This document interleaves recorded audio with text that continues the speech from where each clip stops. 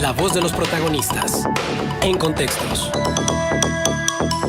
Nosotros el doctor Luis Enrique Coronado, asesor jurídico electoral, especialista en materia de derecho electoral, amparo y derechos humanos, con quien vamos a platicar de su libro recién presentado por PC29, Los derechos políticos electorales.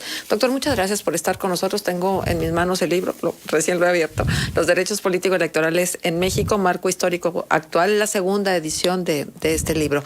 Gracias por estar con nosotros. Marcela, ¿cómo estás? Muy buenos días, muchas gracias. Juan Ceballos, muchas gracias por la invitación. Y efectivamente, bueno, hemos presentado el libro a la sociedad. Esta es una presentación que recién me invitaron de PC29, con bastante participación de la sociedad civil, aclarando que habrá otras presentaciones a diferentes sectores, entre ellos la comunidad estudiantil y desde luego la política, ¿verdad? Entonces es la segunda edición. Son un poco más de 1,000 ejemplares que se imprimen para distribuirse en toda la República Mexicana en diferentes distribuidoras que existen. ¿Qué significó tener este texto? Mucha investigación, mucho estudio, mucho análisis de la historia electoral de nuestro país. Sí, Marcela, fíjate que yo empecé este libro, sobre todo, les contaba en la presentación, cuando yo termino mi primer maestría, que es en Derecho Electoral. Llego a las universidades y no había la materia. Te estoy hablando del 2010, o sea, ya había pasado este proceso tan polémico del 2007, ya, de 2006-2007, ya no digamos del 98.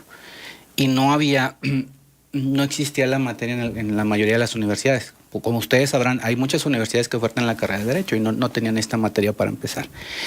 Y las pocas que lo tenían, no había un texto. Entonces, esa fue una de las primeras situaciones que nos motiva a hacer este libro. Otra cuestión, y como el nombre lo dice el libro, los derechos políticos electorales en México, la gente la verdad es que no sabe qué son los derechos políticos. Entonces esto es otra cosa que nos motiva a realizar este libro, y efectivamente, como bien mencionas, este libro recibió muy buenos comentarios el día de su presentación, sobre todo del ingeniero Picasso, que fue consejero del INE, donde menciona, bueno, es que llevas todo el desarrollo tanto histórico y el desarrollo actual, y plasmamos los artículos y criterios ya establecidos respecto a qué están, cómo son actualmente, cómo los haces valer. Marcela, aclarar que esto no existía en México, o sea, no había un medio de defensa, no había ni siquiera el mecanismo hasta 1996. Sí. Ahora, ¿se respetan hoy por hoy los derechos políticos electorales que tenemos los ciudadanos mexicanos? Si no conocemos que los tenemos, ¿los hacemos respetar? Mira, cuando yo hice una pequeña investigación, bien lo mencionaste, este es parte de un trabajo doctoral que yo hice, donde la gente relacionaba los derechos políticos únicamente con el derecho de votar y ser votado, cuando son muchos más amplios, ¿verdad? El de la reunión, asociación, el de votar no solamente en elecciones, sino en mecanismos como referéndum, plebiscito, revocación de mandato. Esa es una de las críticas que hago. Te diste el derecho de reelegirte, diputado, diputada, senador, senadora, etcétera, pero no nos das a los ciudadanos una herramienta para revocarte cuando haces mal tu trabajo. Tú dijiste, me voy a premiar o prémiame si hago bien mi trabajo, pero no me das la herramienta. Entonces, lo que se analiza en este libro es toda la lucha social, que todo lo que se ha logrado es en base a la lucha social y a la participación ciudadana. Ese es el punto. Entonces tenemos que seguir nosotros trabajando para evitar un retroceso. Ustedes aquí en Contextos han dado nota de diversas reformas al rango constitucional que, en lugar de ser progresivas, son retrógradas, ¿sí? en perjuicio de la ciudadanía. Ajá. ¿Funcionan los tribunales electorales? Porque, bueno, hemos conocido y también nosotros hemos dado cuenta de situaciones que han puesto en entredicho la justicia electoral. Y la pregunta es, al ser los partidos, los mandamases de la política en el país, ¿no tocan de alguna manera estas instituciones que deberían de ser protegidas celosamente para su imparcialidad? Sí. No es algo, no lo tocamos en el libro, pero bueno, pregunta concreta, sí. Sí hay, los magistrados llegan obedeciendo a cuotas, ¿verdad? Cuotas partidistas. Muchos de los que están en una entrevista pasada con Juan me preguntaba, bueno, esto en el caso de Monterrey y Puebla, ¿esto va a perjudicar a a Obrador le digo, no, porque los que llegaron son más de las corrientes de PRI y PAN. Entonces, ahora que está Obrador, seguramente van a llegar tanto a los congresos locales, porque los eligen los senadores, en el caso de los magistrados locales electorales, los eligen los senadores, y en su momento a nivel federal, en las salas regionales y sala superior, pues llegará gente más afín a Morena, ¿verdad? Uh-huh. Ahora, ¿los derechos político-electorales pudieran considerarse parte de los derechos humanos de un individuo? Muy buena tu pregunta, Marcela, y ahí lo mencionamos en el libro. Los derechos político-electorales son derechos humanos, ¿sí? Tanto en la Constitución como a nivel internacional en tratados, tanto universales como regionales. Es muy importante, y ahí en el libro lo mencionamos, porque, por ejemplo, en 1994 la ONU elevó a rango de derecho humano fundamental la participación ciudadana. Lo que yo les digo a través del libro es, oye, tú no nomás tienes tu derecho cuando vas a votar. Eso es lo que nos han hecho creer. Incluso tú ves promocionales del INE donde te dice, somos democráticos porque tú vas y puedes votar. No, eso no es democracia. Democracia es que el ciudadano se involucre y participe en toda la toma de decisiones, tanto políticas como públicas. Y ese es en realidad ese es el derecho político. Tú ves situaciones a nivel municipal, estatal o federal, en las cuales sabemos que no son correctas o no estamos de acuerdo, y ahí es donde haces valer tu derecho político. No nada más votar y en el supuesto caso ser votado. Luis Enrique, ¿qué amenazas hay en torno a la autonomía de los institutos que luego velan por los procesos electorales? Mira, bueno, yo creo que las actuaciones son las que hablan por sí mismo del instituto, ¿verdad? Sin demeritar de entrada ningún instituto electoral, pero lo cierto es que mientras no se vayan modificando esas formas de elegir a estos consejeros y consejeras, ese va a ser el problema. Mira, por ejemplo, hablando de los institutos electorales locales, quienes los eligen son los consejeros del INE, las consejeras y consejeros del INE. Uh-huh. El detalle es que también los consejeros y consejeras del INE, que son los que los eligen, hablando de los institutos locales, ellos también a veces llegan a través de cuotas partidistas, y lo ves en los debates. Entonces, claro, ese es el gran problema, ¿verdad? Y se ha normalizado como si fuera algo que debe de ser así, ¿no? No hay un cuestionamiento hacia esas cuotas que luego tienen, y entonces ahora en los debates en el Instituto Electoral, la verdad de las cosas que se vea claramente, bueno, y en el análisis de lo que se debatía, bueno, este consejero está a favor de, porque llegó así, y así, y así, y así, y entonces seguramente su voto estará a favor del partido que lo respalda, que lo promovió. Entonces, digo, ¿es realmente eso de entrada una autonomía? No, ya digamos, volvemos al punto, ¿verdad? Muchas veces se llega obedeciendo a cuotas partidistas. Es la realidad, las cosas como son, ¿verdad? Y no nada más en el nivel electoral, también en los magistrados locales, en otras áreas que no son la electoral también son. Analicen ustedes y vean, son cuotas, o sea, es la verdad. Claro.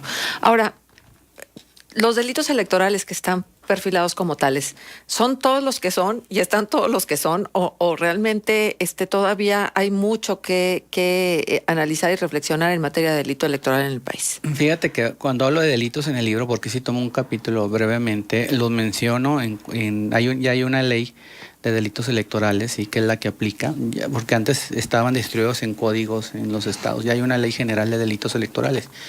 Pero yo me remonto, a los antecedentes. Fíjense, los delitos electorales nacen en la época de Roma, de aquellas épocas, donde el primer delito electoral, ¿saben cuál era? El prohibir usar la toga que usaban los candidatos. Y hablamos de candidatos hombres porque las mujeres eran excluidas. También tocamos el tema de la exclusión de la mujer. Y si quieres, Marcela, podemos tratar un tema, porque ahorita también se burla el sistema y se limita a la mujer. Uh-huh. Te lo podía explicar. Pero hablando entonces, esa toga se llama toga cándida, que significa transparente, honesto, limpio. Entonces, quien no cumplía ese requisito usaba una toga de otro color. Entonces, la toga cándida era la toga blanca, ¿verdad? Esa que parece una sábana. Entonces, como burlaban la ley, se ponían una toga beige. Entonces ya confundían al electorado. Ya había compra de votos, ya había acarreados desde entonces. En México, por ejemplo, la primera forma de gobierno fue el municipio. Figura creada por Hernán Cortés, y se elegían el corregidor mayor o alcalde y corregidores o regidores, hablo en sentido masculino, no por Sí. no manejo Por excluir, sino porque así era. manejo temas de género, entonces Ajá. también derechos humanos, pero aquí porque eran puros hombres. Esa es la exclusión hacia las mujeres.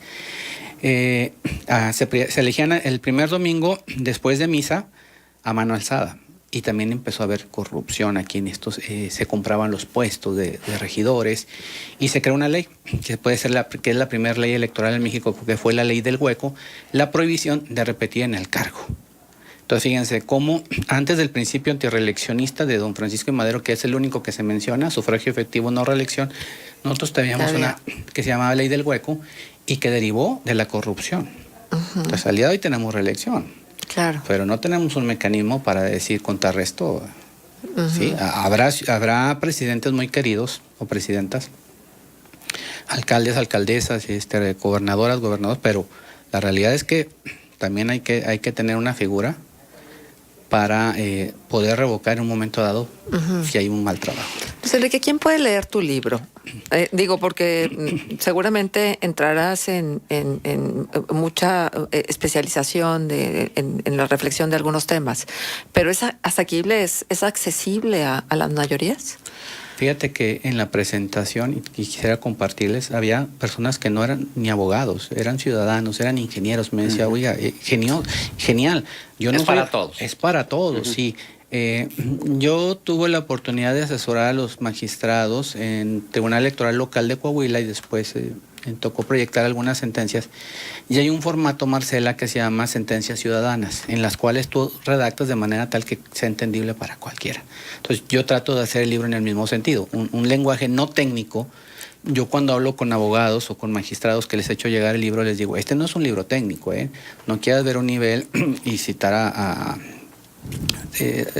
juristas, porque aquí lo que yo quiero es que el ciudadano sepa y conozca qué son los derechos y cómo hacerlos valer. Ahora, ahorita que hablabas de delitos electorales, comentaba que ayer pasé por la Plaza Mayor y estaban ahí en la inscripción de los programas sociales, pero me llamó la atención que todos los servidores de la nación, todos los burócratas que estaban ahí, traían un chaleco que decía servidor de la nación, su nombre, y del lado izquierdo Andrés Manuel López Obrador. Y luego atrás, con el logotipo del gobierno federal, servidores de la nación. Es un delito electoral y de hecho ahorita que estuvo aquí Narciso Lozano Castor, traía un chaleco igual. ¿No es delito el traer el nombre de Andrés Manuel López Obrador en lugar de que traiga gobierno federal o el logotipo de la Secretaría del Bienestar, por ejemplo? Muy buena tu pregunta, y si vi el chaleco y efectivamente la publicidad y los servidores públicos no pueden traer propaganda personalizada. Eso está prohibido. Más que delito electoral, te diré, Juan, que es desvío de recursos públicos porque estás promocionando la imagen del presidente. Y eso está prohibido. Sí, entonces, ¿se sigue por oficio o es necesario presentar una denuncia? Podrán los partidos presentar denuncia, pero sobre todo quejas a fin de que se retire el nombre del presidente de los chalecos. Y nada más los partidos. Eso está prohibido a rango constitucional, Sí, o sea, no es claro. de ahorita, eso es para todos. Es una prohibición. La propaganda es institucional, sí, no es personalizada. ¿Y tiene que ser un partido el que presente la queja o puede presentarlo cualquier ciudadano? Aquí, bueno, pudiera ser los partidos políticos en contra del presidente de la República a través de sus dirigencias. ¿Sí? O sea, uno como ciudadano no puede hacerlo. Me extraña que no lo hagan, ¿verdad? Es desvío de recursos públicos. Eso es desvío de recursos públicos. Bueno, pues se nos hace muy interesante este libro que recién se ha presentado y que se seguirá presentando en el ámbito de las universidades y demás, Los derechos político-electorales en México, marco histórico actual, en su segunda edición del doctor Luis Enrique Coronado Hernández. ¿Dónde se puede conseguir el libro, Luis Enrique? Mira, hay una serie de distribuidoras de librerías. Y en lo personal, bueno, si gustan, yo voy a tener todavía ejemplares aquí a la venta, más barato, que en librería, en 300 pesos estará el ejemplar. Les dejo esto, ojalá lo lean y claro, espero sus comentarios. Y bueno, estamos a la orden cuando nos gusten invitar. Medios de contacto, si me lo permiten, por Marcela. favor. El correo asesorjurídicoelectoral@gmail.com. En redes sociales estamos en Facebook, también ya nos han contactado afortunadamente de otras partes de la República que se interesan. Estamos viendo la posibilidad de ir a otras partes de la República a presentarlo. En Facebook está Asesor Jurídico Electoral, En Instagram, asesor jurídico electoral. En Twitter no nos permite todo el nombre, entonces estamos como asesor electoral. El correo electrónico lo mencionaba otra vez, asesorjurídicoelectoral@gmail.com.